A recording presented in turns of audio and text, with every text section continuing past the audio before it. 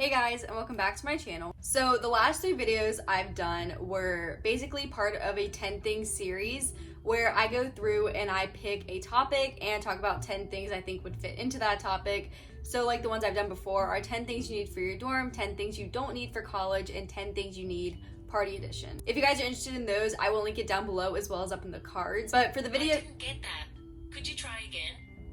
Siri? Oh, I typed up literally everything I've said so far. That's funny. Anyways, for today's video, I thought I would do something a little bit different, and I posted on my story a picture and I said, ask me any questions you guys have about online classes, because unfortunately that's the way things are looking for the fall semester, at least fall semester, probably spring too. But having done a little bit last spring semester, so spring 2020, I feel like I have a little bit of understanding of how they work. I don't know, I figured I'd share my thoughts with you guys about them, how I feel, if I'm excited for them, if I recommend them, all that kind of stuff. So if you guys are interested, just keep on watching.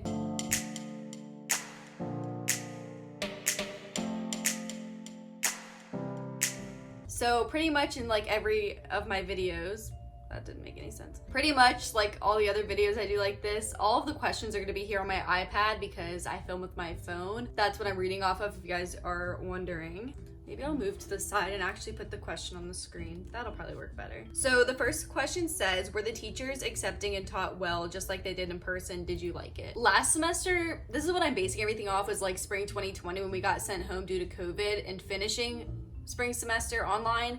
So that's when I'm basing everything off of. I did take a summer online class at a community college, which I can do a whole separate video if you guys are interested in that.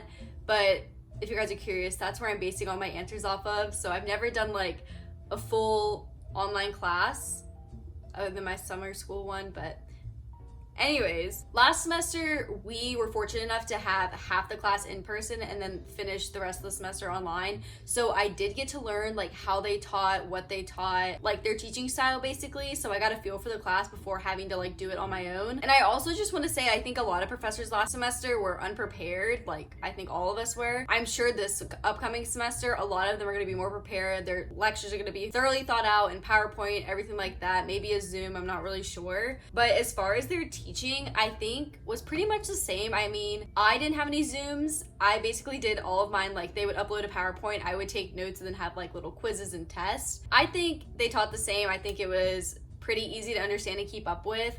I honestly really like online classes. All of mine next semester except for one are online, which I'm honestly kind of excited about. I know a lot of people don't like them, but they're also really accepting, really understanding. I would send them an email. I remember one professor I emailed probably like, I'll say at least 12 times, and that's not me even over exaggerating. I emailed him like probably once a week, maybe twice, because I just couldn't understand any of his stuff, and he was really understanding, walked me through everything. So just remember, at the end of the day, the professors are there for you. They really want you to learn. And yeah, so that's my answer to those questions. The next one says, 4 out of 5 of mine are online. I'm a freshman at JMU. Where are good places for me to go to study? I mean, I think any of the libraries are great places. Again, I don't know, due to COVID, I don't know what their restrictions are gonna be and like how many people can be in there or whatnot, but definitely one of the libraries. I think out of the 2, I'm a fan of ECL or Rose Library on East Campus. There's also Carrier, which is on main campus, which is fine as well. Out of the 2, I personally just like ECL better. Either one of those. I honestly went to D-Hub a lot, which unfortunately is not a thing anymore. They got rid of it to add, I don't even know what they're calling the new one, but it's right across from HBS. I don't know, that's where I went a lot to study because it was really close to my dorm. I also went to like my dorm lounge or like study areas to study, if that makes sense.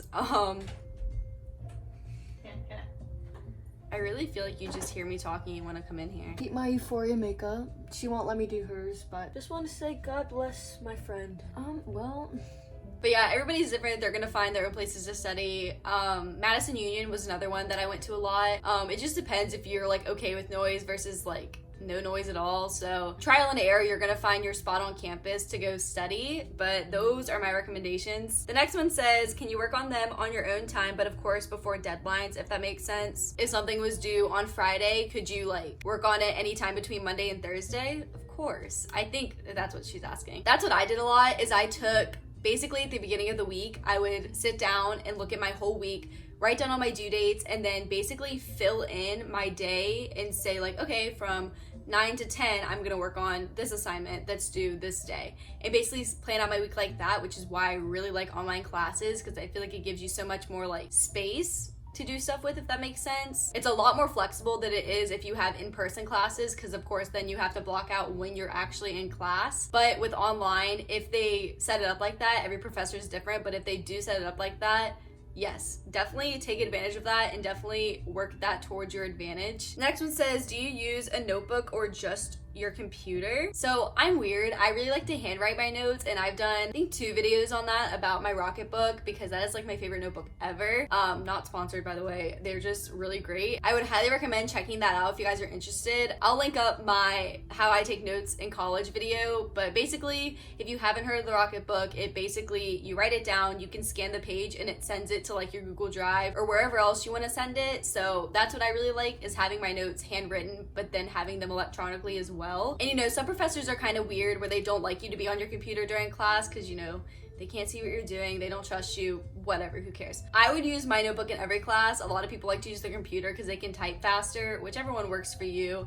Again, I like writing my notes because I think you remember it better, but that's just me. Next is, how do you interact with your professor? So like I was saying earlier, I really emailed them. That professor that I was talking about that I emailed like 12 times, he actually sent out like his phone number in his FaceTime, which like seems kind of weird, but like I feel like it's kind of normal in college. I don't really think a lot of professors like using their email, so they're all gonna be different about it. So just use your form of communication that they prefer. That makes sense. If they send you their email, use their email. If they send you, you know, if they say I like to be contacted by this phone number, just use their phone number. I really just emailed a lot of my professors if I needed help. I don't know if you're talking about like Zoom classes, if I had like any interactions that way. Mine were basically all online. They just uploaded PowerPoint. So yeah, if I needed help, I would email them, but that's basically all the interactions I had with them. Next is, how many do you have online the fall? I feel like I answered this already because I didn't read that one, but I'm taking 6 classes. I can go over like my fall semester classes if you guys want me to, just comment down below. But I'm basically taking 6 classes and only 1 of them are in person, and I have that 1 day a week.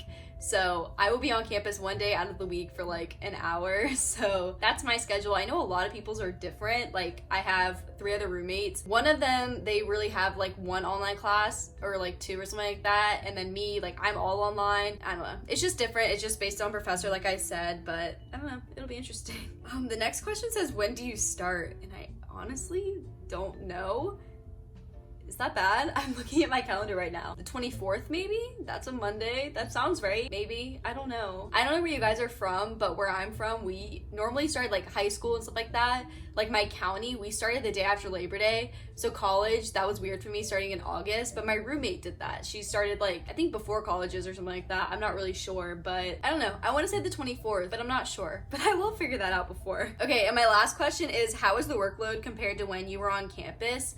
And I don't think it's that bad. I think definitely the key is time management, because if you're not managing your time wisely, you're gonna get overwhelmed, you're gonna procrastinate, and it's just gonna feel like a lot more than it really is. So I would definitely recommend, like I said, writing down your schedule at the beginning of the week, write down your due dates, and then fill in when you can work on that, if that makes sense. If you guys want, I'll do a video about that. Just comment down below about how like I'm very organized for online classes, if that makes sense. I think I have a video about that actually. I'll link that up in the cards as well. But I honestly feel like it's like the same. I just feel like it feels like a lot more because, again, you have to designate time for your class, like your lecture, and then your work outside of that. So it feels like a lot more, but it's really not. The time you spend on your lecture is really how it would be if you were in class that day versus like taking notes at home, if that makes sense. So it feels like a lot more, but I promise it's not. Just manage your time wisely and you will be perfectly okay. Okay, those are all my questions. I hope you guys enjoyed this video. It's kind of different than the other videos I've been doing. I'm really enjoying this 10 things series. Comment down below if you guys are as well. If you guys have any other topics for 10 things series, comment those down below. I think it's so fun, it's so easy. And like I said, I have a playlist with all the videos on there. So again, I'll link that up in the cards as well as the description. So go check that out if you haven't seen those already. Make sure to give this video a thumbs up and don't forget to subscribe before you leave, and don't forget to hit the little notification bell to get notified every time I upload. If you guys want to ask me questions like this in the future, make sure to follow me on Instagram. It's at Katie Blevins with 2 S's.